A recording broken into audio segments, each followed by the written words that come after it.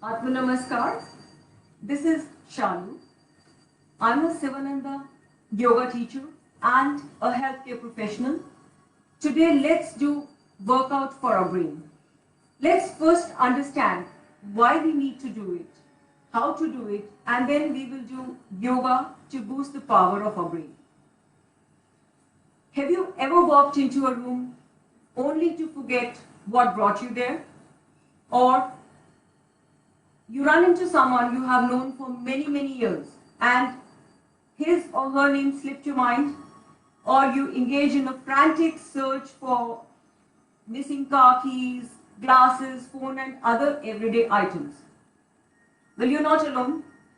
Our brain plays a phenomenal role in carrying out simple daily tasks, and like our body, it also needs nourishment.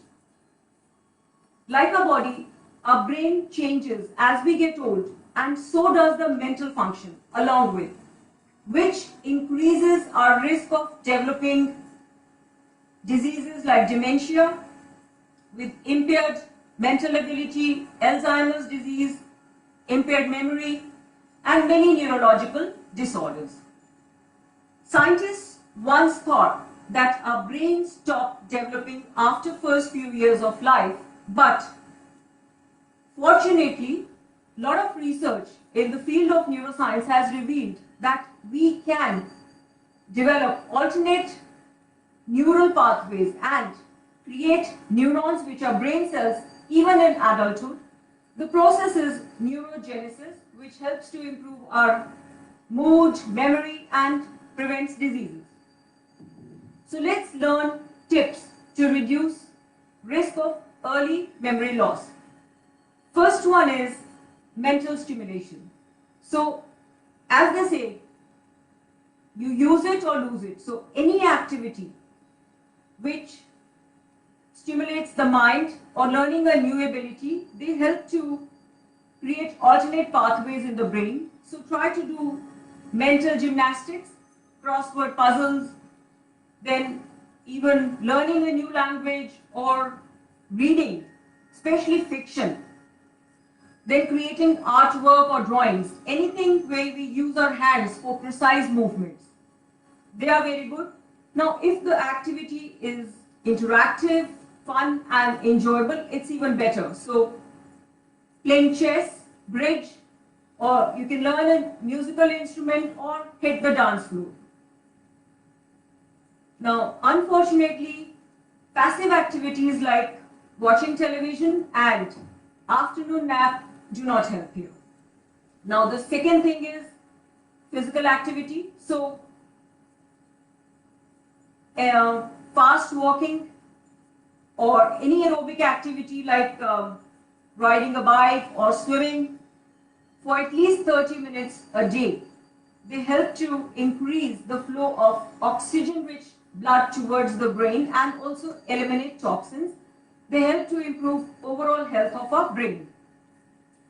Now coming to diet, which also plays a very crucial role. So eat diet, Mediterranean diet, which emphasizes on eating fruits, vegetables, then whole grains, nuts, pulses, and a lot of unsaturated oils, olive oil, and also protein derived from plants, pulses and beans. And other brain boosting foods include foods rich in flavonoids like blueberries are there. Then there are walnuts, avocado, or pumpkin seeds, tomato, broccoli, even caffeine and green tea, which is full of antioxidants. So try to include them in your daily diet.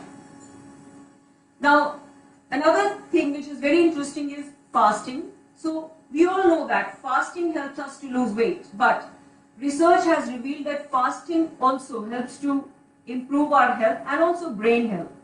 So if you look at our prehistoric ancestors, they used to hunt and gather food they ate. They couldn't just open the fridge when they were hungry. So when the body goes without food, it sends signal to the brain and increases brain's natural growth factors, which then supports the growth of neurons and creates new neural pathways.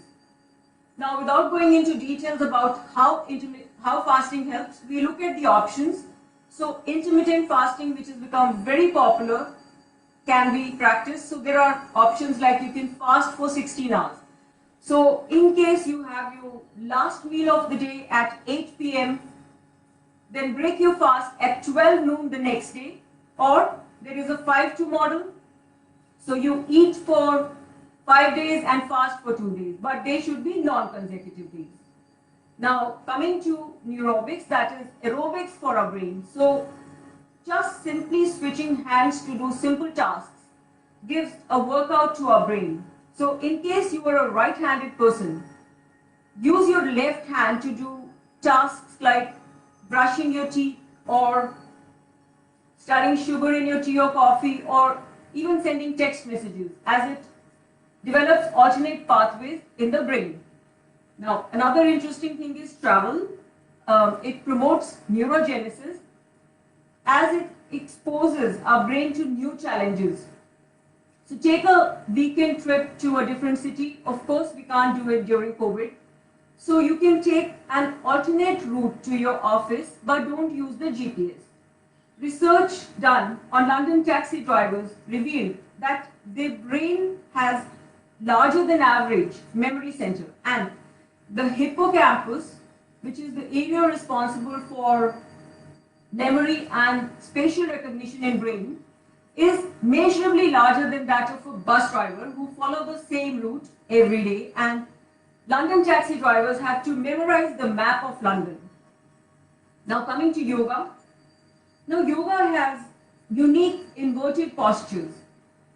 They bring blood towards our head and brain, and they help to relieve anxiety, depression, they boost our memory and improve our cognitive skills, that is mental skills. These are shoulder stand, head stand, standing forward bend. So we will be practicing them in our session soon, and in case they seem too challenging, we can always do variations for them. Now, deep breathing and pranayama, which is practiced in yoga, they help to break the cycle of anxious thoughts.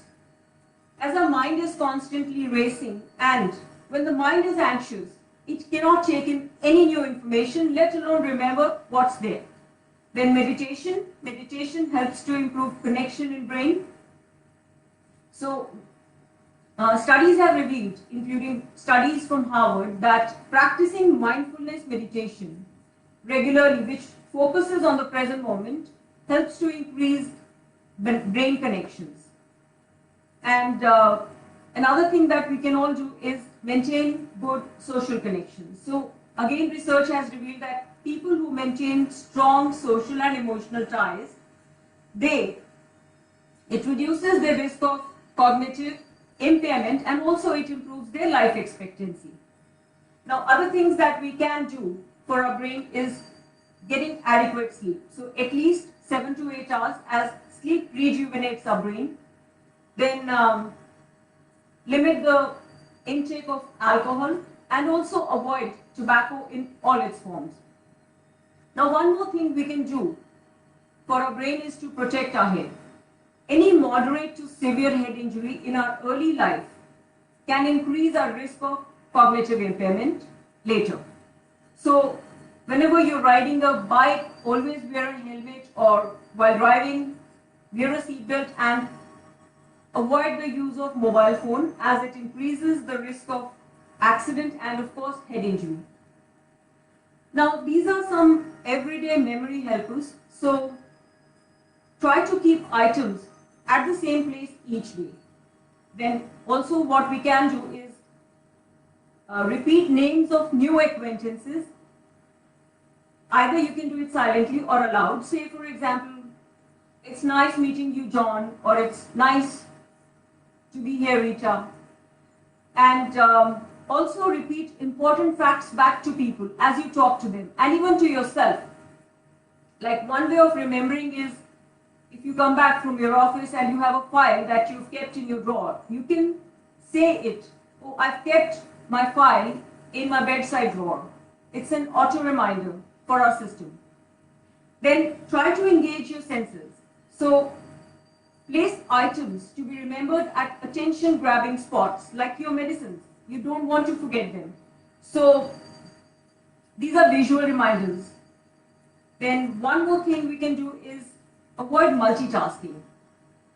When we do that, it increases forgetfulness, and mindful meditation is a great, wonderful tool for that. And there are various articles about mindfulness which allows you to focus on the present moment. I have written few articles which got published in a book released on International Yoga Day, and they are available on my page. Then one more thing that we will do in our session is Ganesh Namaskar. So, as we know that exercise is very essential for our physical health and also the health of our mind, as a lot of people are extremely anxious because we are dealing with a distressing situation, coronavirus, and there is a lot of fear and anxiety about the disease and its outcomes. And having said that, a lot of people are wondering if going to a gym or swimming pool or even to a park for jogging or for a walk is a good option, because these places can be crowded and with lots of surface area that can transmit infection. But now more than ever, exercise is important to give us protection against the virus. Yoga is a wonderful tool to deal with anxiety and isolation, and it can be practiced anywhere, and it doesn't require much in terms of equipment. WHO mentions yoga as a means to improve health in its global action plan, and as coronavirus attacks our respiratory tract, so practicing breathing and pranayama will help to improve efficiency of our lungs and immunity by pumping oxygen-rich blood to all cells of the body. So after we have taken key precautionary measures for COVID prevention, let's take a deep breath and do the best to calm ourselves. And we begin our yoga practice. So we will close our hands and chant Om 3 times. So take a deep breath in for Om chanting.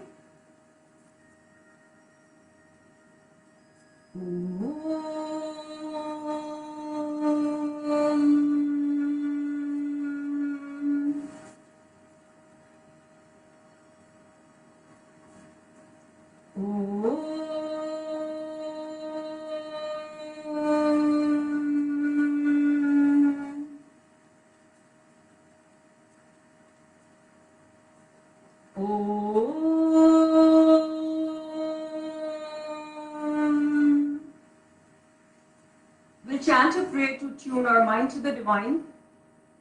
Kayena vacha manasendraya va bodhyatmana va prakrte svabhava karomi yad yad sakalam parasmai Narayanayet samarpayami Narayanayet samarpayami. In case anyone has a chronic medical condition, please check with your physician before starting a regular practice. But in general, if anyone has high blood pressure, heart disease and other chronic conditions, especially they should avoid doing inverted postures that bring the blood supply towards the head, or best to check with your physician. And in case someone has back pain, avoid doing forward bends, or we will use a support. Now I want to thank Mr. 𝙘𝙬𝙬𝙚 for coordinating and arranging this brilliant event at such a short notice, and Mr. Amit Garg for giving backup support, and big thanks to all the management team of Roshanara Club for thinking of these out-of-box ideas. So we begin our practice.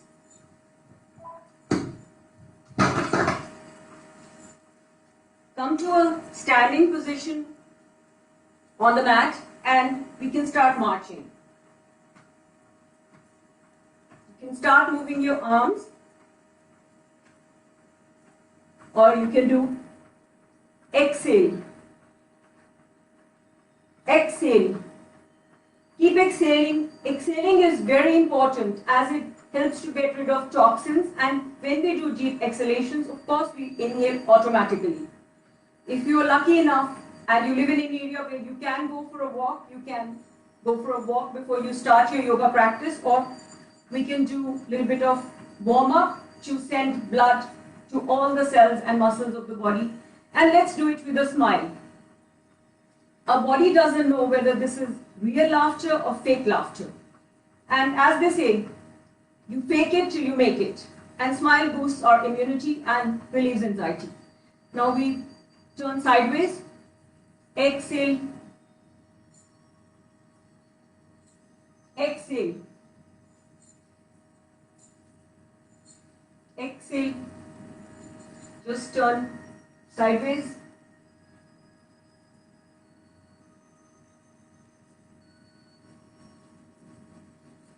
Now we stretch upwards as if someone is pulling you from above. Stretch all the nerves of your body and lengthening your spine, bend forward and exhale. Exhale. Whenever we do forward bending, we should always stretch backwards. Now, sit on the mat. You can either sit in a comfortable Sukhasana position or sit in Dandasana if you can't bend your knees. Let's do ankle rotations. 5 rounds in clockwise and 5 rounds in anti-clockwise direction. Now we will do neck rotations. So drop the chin down, and as you inhale, your head towards your right shoulder. Now you start exhaling. Inhaling, go up and exhaling. So let's do 5 rounds in clockwise and 5 in anti-clockwise direction and keep going. Now these are wonderful to relieve any pain and stiffness in the upper back area, neck area and shoulders. As a lot of people are working from home and a lot of women are attending online classes with their children, which can give us pain and stiffness in our upper back area. Now coming to shoulders, so let's practice shoulder shrugs. So inhaling, shoulders towards the ears and exhale down. Inhale and exhale. Try to do it with breath and awareness. We do 5 rounds in clockwise and 5 in anti-clockwise direction. Now, a lot of people carry so much tension in their shoulders. So let's shrug off this tension. And shoulders are wings of the heart. So when they are unlocked, there's a sense of freedom in our heart and body. Now we do 2 rounds of Surya Namaskar. So come towards the top of the mat and let's do it with awareness and breath. So inhale, exhale, palms together. Inhale, stretch up and arch back. Exhale, lengthening your spine, bend from your hips. Place your hands on the floor. Even if you have to bend your knees slightly, that's okay. Inhale, right leg back. Make sure this is at 90 degrees. We don't want to do this. Retain the breath, other leg back. Body is in a straight line, Dandasana. Exhaling, come down, Ashtang Namaskar. So 8 points of the body are touching the floor, to toes, knees, to hands, chest and chin. Inhale, Cobra. Exhale, Parvatasana. Inhale, right leg forward, 90 degree. Exhale, other leg forward. Inhale, stretch up and arch back. Exhale, arms by the side and relax. Let's do left side now. Inhale, exhale, palms together. Inhale and stretch up and then arch back. If we go like this, it affects our back. So stretch up and arch back. Exhale, lengthening your spine, bend from your hips, hands on the floor. Inhale, lift leg back, retaining the breath, other leg back. Exhale, Dandvat Pranam. We go to God and our elders in this position. Inhale, rise like a cobra. Exhale, inhale. Now, in case you can't bring your leg forward in one go, you can bring it here and then exhale, inhale, and relax. Now, round two. One more round. Inhale, exhale, palms together. Inhale, stretch up, arch back. Exhale, bending from your hips, that protects the back. Inhale, right. Reach in. Stick pose. Exhale. Elbows stay close to the body, hips are raised. Inhale. Exhale. Inhale. Exhale. Inhale and relax. And left side and last round. Inhale, exhale, palms together. Inhale, stretch up, arch back. Exhale. Inhale, lift, retain. Exhale. Inhale, rise like a cobra. Exhale, Parvatasana. Inhale. And relax on the mat in Shavasana and practice deep breathing. Now, because we are doing a practice in the evening, so we will only do 2 rounds as Surya Namaskar activates our Surya Nadi. So if you're practicing in the morning, you can do 6 rounds, but we don't want to activate our Surya Nadi too much in the evening. So we'll relax in Shavasana on the mat and practice abdominal breathing. It helps to bring the heart rate to normal, prepares us for the next asana. So let's see how we do it. As we inhale, the abdomen rises. When we exhale, using our diaphragm, engaging our diaphragm, abdomen goes in. It is great to boost efficiency of our lungs and boost our immunity. So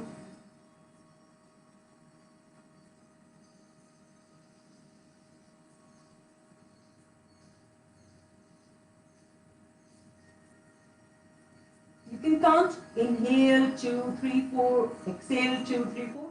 That will help to block your thoughts. So now we turn towards the right and come to a seated position for our asana practice. Now we will do few inverted postures. Now these inverted postures bring our blood supply towards the head and the brain, and they relieve anxiety and also boost our cognitive skills, and also they boost our immunity as they enhance lymphatic drainage. Now lymph is a fluid which flows through the body, our lymphatic system, and it removes dead viruses and bacteria. So when we do inverted postures, they help to boost lymphatic drainage. The first pose is downward facing dog or Adho Mukha Shwasasana, tabletop position. Inhale. As you exhale, raise your hips, drop the head between your arms. Now hold the position and breathe deeply in the pose. If you visit John Hopkins' site, How to Deal with COVID Anxiety, they say that if you have done your downward facing dog yoga pose today, you are probably already feeling more relaxed. So hold it, breathing deeply, hold it for at least 60 seconds. You can keep a pillow under your head to stay longer, to support your neck.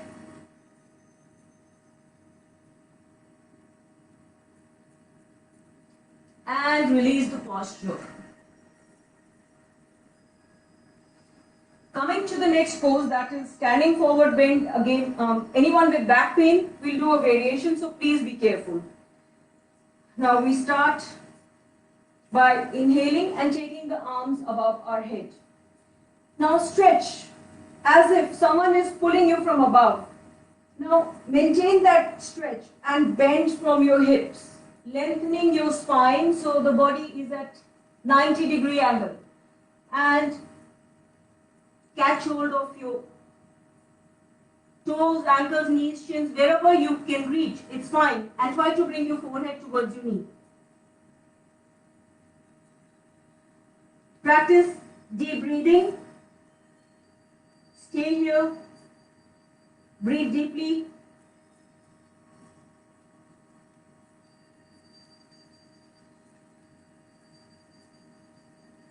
Now, in case anyone has back pain, they can use a chair. And all they need to do is place their head on a chair. This helps us to stay longer in the pose, and also it's for backward bending if someone has back pain. Now, whenever we do backward bending, we should always do a counter stretch to balance our spine position. So stretch backwards. Now, these poses, they improve, also they relieve anxiety and depression. And whenever you hold a stretch, try to hold it for at least 60 seconds. In case you hold a stretch, you can hold it for 20 seconds, do 3 repetitions, or if you can hold it for 30 seconds, then at least repeat it. Now, the next pose is Queen of all asanas, and that is shoulder stand. So, please do it only if it is a part of your regular yoga practice, as it's an inverted pose, and anyone with blood pressure, and we will be doing a variation. So neck pain, shoulder pain, heart disease, we will do legs up the wall pose. So let's start.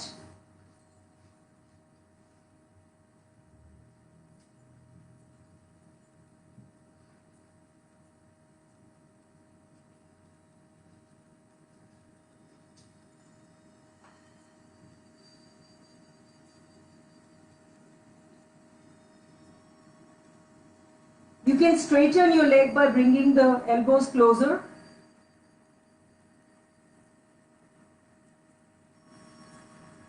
Stay here for 30 to 60 seconds.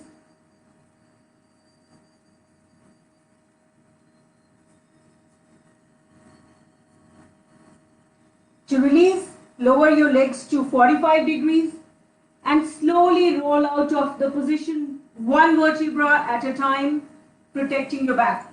And for those who have high blood pressure, they can simply place their legs on a chair and relax here. Because our heart and our head are at the same level. Or if you have a wall, you can do, say this is an imaginary wall, you can do Vipreet Karni or legs up the wall pose. Again, a very relaxing pose. So either put them on a chair and relax.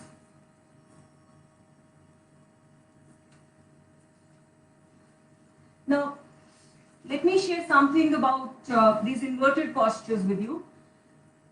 When yoga was becoming popular in Europe in 60s, Queen of Belgium decided to learn an inverted pose headstand, and she learned it from 𝑘𝑠 Iyengar, and she managed to learn it and practice it. And guess what? She was in her 80s. So, of course, we need to be mindful and careful about our body's limitations, but let's not be afraid to try something new, as these postures look a bit intimidating. And as popular Bollywood actress Shilpa Shetty, who has been practicing yoga, she started learning advanced yoga poses after she turned 42, and after doing a pose, she said that age can wrinkle my skin and I'm okay with that. But to give up on my enthusiasm to learn something new is going to wrinkle my soul. I don't want to live with that. So again, you have to be careful about your body's limitations, but let's not underestimate our strengths. Now, whenever we do shoulder stand, we do a counter pose, and that is fish. Matsya Asana. Hands go under the thighs. As you inhale, head up, chest up, and exhale, drop the head back. Now, weight of our body is on our elbows. Head is only touching the ground. Our rib cage is expanded, so practice deep breathing. A great pose to improve our lung efficiency. and boost our immunity as anti-aging benefits also. So does shoulder stand. Brings the blood supply towards the head, towards the face, towards the eyes.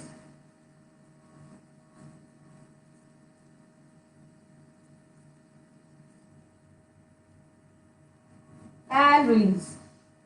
You can shake out your wrist. Now this is Matsyasana. We should practice it after we do shoulder stand.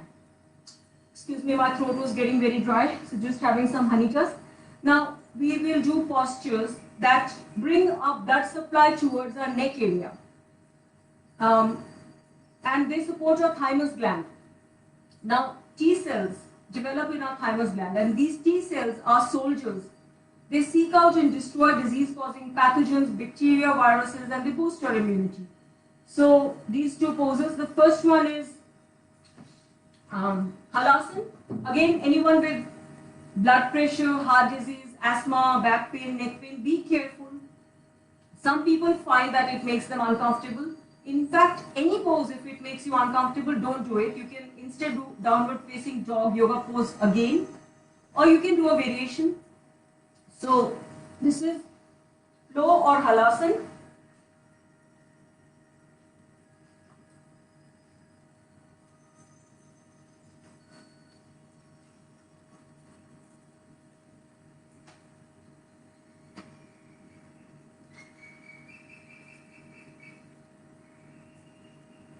In case your toes don't touch the ground, you support your back with your hands. Stay here, breathing deeply.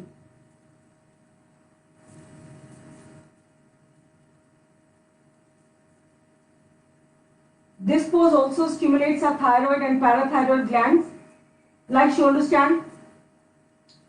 So it helps to improve metabolism in our body. Again, release slowly and carefully, one vertebra at a time. And for those who want to do a variation, which is half flow,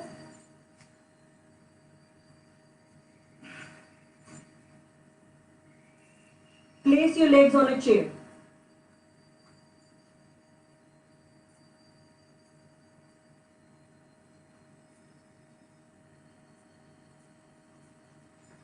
And release very slowly, protecting your back. Now again we will do a counter pose, that is 𝙬𝙬𝙬𝙬 Asana or bridge pose.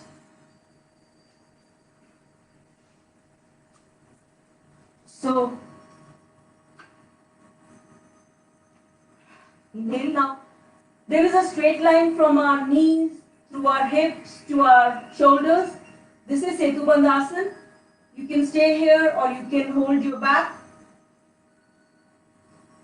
A great pose to help relieve back pain, as a lot of people are experiencing back pain. They are working from home without proper equipment.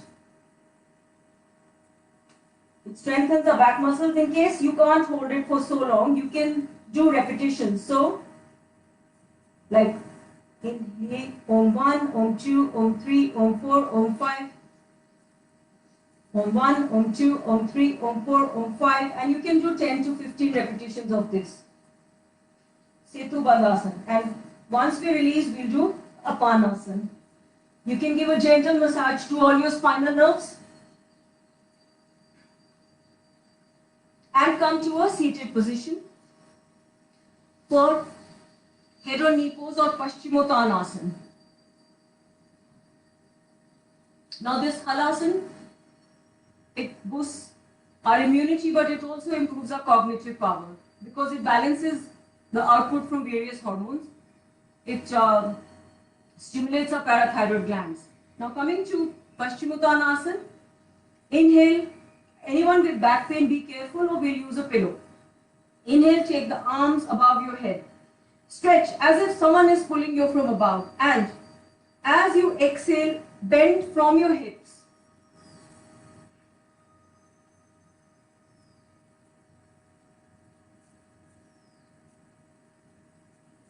Catch hold of your ankles, shins, knees, wherever you can reach comfortably. Yatha Samar. Don't push yourself. As you practice every day, the spine becomes more and more elastic, but make sure you do it every day. Even if you can reach here, that's fine, absolutely fine. Don't push yourself. So, in case someone has back pain, we can keep a pillow on the knees and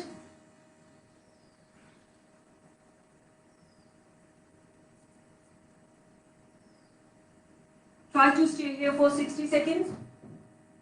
Now this is a great pose. It gives a gentle massage to all our internal organs. Pancreas, liver, kidneys, spleen, great for people with diabetes. It stimulates the pancreas. And also it's a very relaxing pose when someone is going through anxiety. It helps to calm the nervous system, which goes into an overdrive. Now we do a small variation of this pose by stretching our legs sideways. And this is a great pose, especially for women, as it helps to relieve menstrual and menopausal symptoms. Again, we do the same thing. Inhale, arms above the head, and exhale, come down from the hips.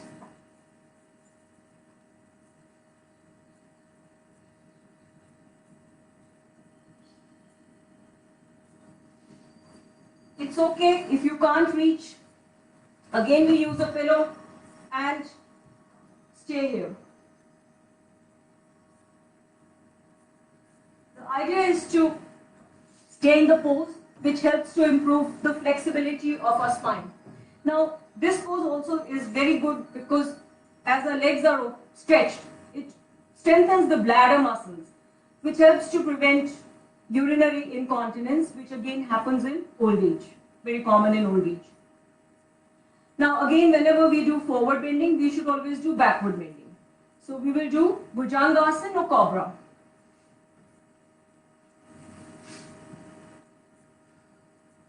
The palms are under the shoulders, feet together. Inhale, raise your head up and chest up. And do it slowly as a cobra comes out of its hood. Visualize the smooth and graceful motion of a cobra. Now make sure you don't hunch your shoulders because this contracts our chest. We want the chest to expand and elbows stay close to the body. Let's not do this. Again, this is a great pose to combat depression. Any backward bending chest opening pose helps to relieve depression by clearing any blockages in and around the heart, and also great pose to relieve back pain. And we can do a modification in case this is too intense. You can stay on your elbows, not your hands. So we do counter pose, which is child pose.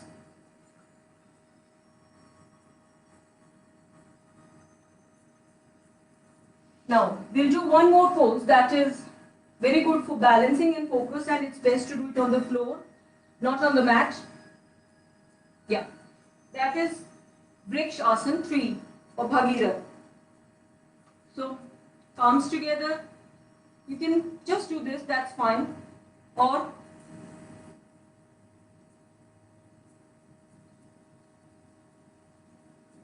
stay here, focusing at a point in front of you. Let's do the other side.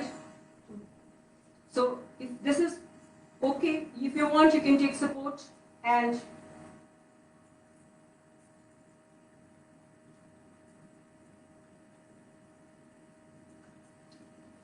great pose to improve balance, stability in the body and focus and concentration. It's also called Bhagirath Asana, named after a rishi who stood on one leg to appease Lord Shiva and to bring Ganges from the heaven to the earth, and that's what they say. Now we'll do one last pose before we start Pranayama, and that is Topukanam or Ganesh Namaskar. It will take you back to your school days. So it's a variation of chair pose. So bring your knees together, right hand, left hand, and squats. Inhale, inhale, exhale, inhale, exhale, inhale. Try to keep your elbows above so that back stays straight, doesn't become rounded. Inhale, exhale. Anyone remembering their school days? And let's do 100 of these. Okay, now we can do 50 repetitions of this. It is great because it balances both sides of our brain. Now, we've come to an end of, this is also called Ganesh Namaskar. And now we'll do some pranayam. So we can relax for a few minutes in Shavasana. Legs apart, arms apart, palms facing upwards. Try to bring the heart rate to normal by practicing deep abdominal breathing. Now turning towards one side, come to a seated position on the mat. And let's do 50 pumpings of Kapalabhati. So those who know how to do it, start on their own, both hands in Chin Mudra. Forced exhalation followed by passive inhalation.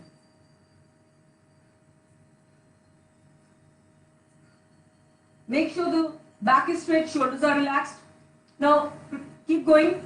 Something important about Kapalabhati, in case anyone has heart disease, high blood pressure, hernia, then eye problems like detached retina, glaucoma, ulcer, epilepsy, or even after surgery, it's best to either avoid Kapalabhati or check with your physician, as it involves very forced exhalations. And also, don't practice it too fast, which can lead to hyperventilation. And do 50 pumpings. Once you advance in your practice, you can do 3 sets of 50 to 60. Now this is a Shat Kriya, which should be followed by Pranayama. It's a cleansing technique. Now we get ready for Pranayama, which is, the first one is Alom Vilom, Chin Mudra. Now this one is in Vishnu Mudra. We fold these two fingers. Close the right nostril with the right thumb. Inhale left. Exhale right. Inhale right. Exhale left. Try to do at least 9 rounds of this every day. Keep going. And try to take more time to exhale. So double. In case you are inhaling to a count of 3, exhale to a count of 6. Or in case you are inhaling to a count of 4, exhale to a count of 8 to get rid of toxins while exhaling. And as you advance in your practice, slowly start retaining the breath between inhale and exhale, but only once you are advanced yoga practitioner under the guidance of a teacher. Because technically speaking, pranayama consists of 3 steps. Inhale, which is purak, retention, kumbhak, and exhalation, that is recha.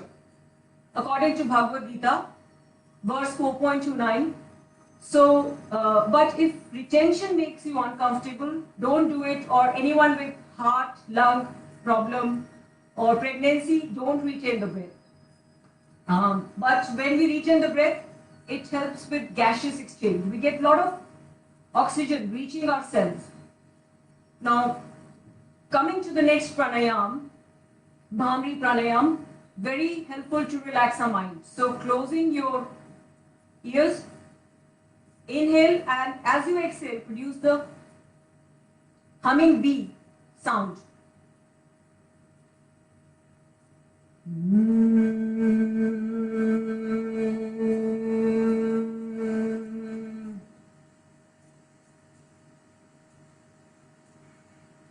Two more rounds. Great pose to improve our cognitive skills and also relaxes the brain, as the sound helps to relax our mind. So try to do 3 to 4 rounds of this. Now we'll practice one more deep breathing technique, which is becoming very popular on WhatsApp groups, and that is square breathing or box breathing. So it's a Harvard technique. So let's see how we do it. Visualize your breath traveling along the square, and as you inhale, then retain the breath, or exhale, slowly count to 3 on each side. So inhale up, first side of the square, 1, 2, 3. Retain, 1, 2, 3. Exhale down this side of the square, 1, 2, 3, and retain. So let's practice it for a few minutes.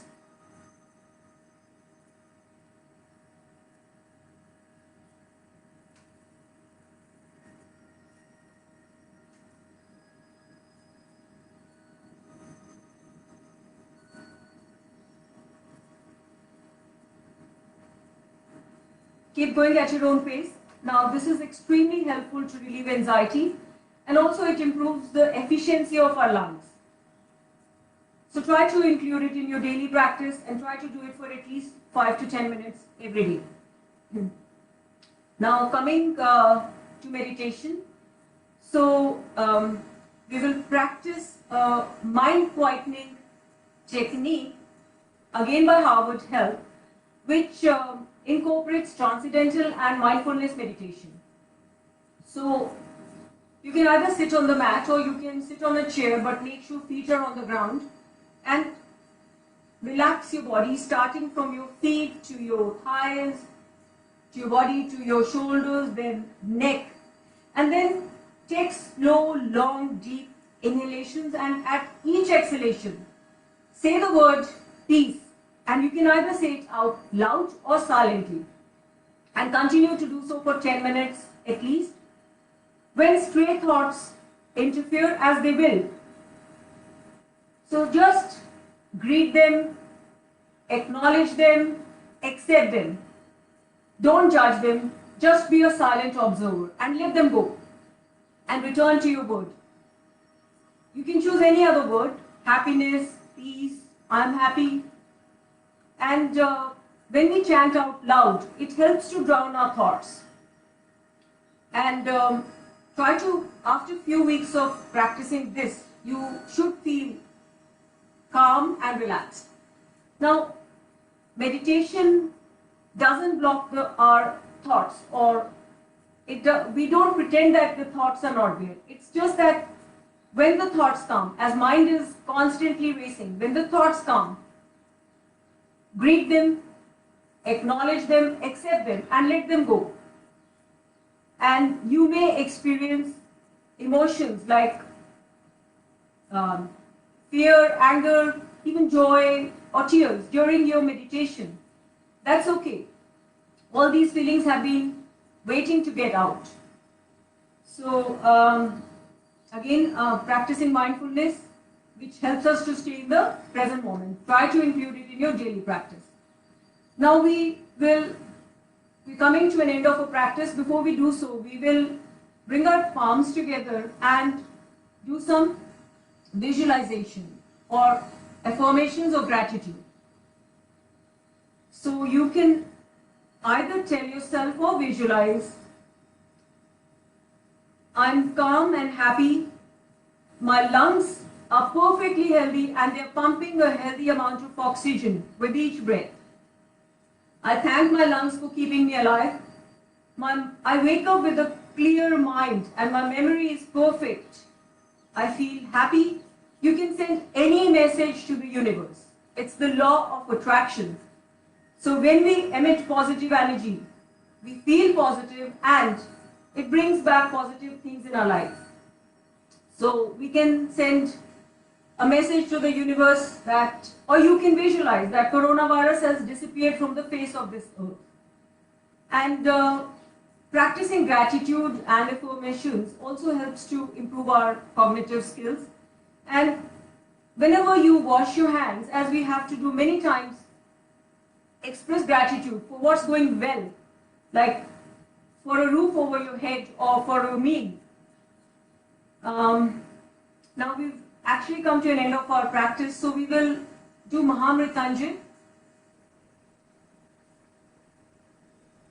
Om Trayambakam Yajamahe Sugandhim Pushtivardhanam Urvarukamiva Bandhanai Mrityur Mukshir Mamratai. Om Trayambakam Yajamahe Sugandhim Pushtivardhanam Urvarukumiva Bandhanai Mrityur Mukshir Mamratai. Om Trayambakam Yajamahe Sugandhim Pushtivardhanam Urvarukumiva Bandhanai Mrityur Mukshir Mamratai.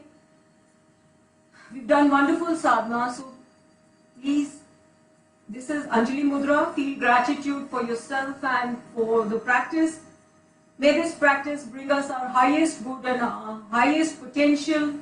May we refrain from negativity and choose responses which are uplifting for us and for the society.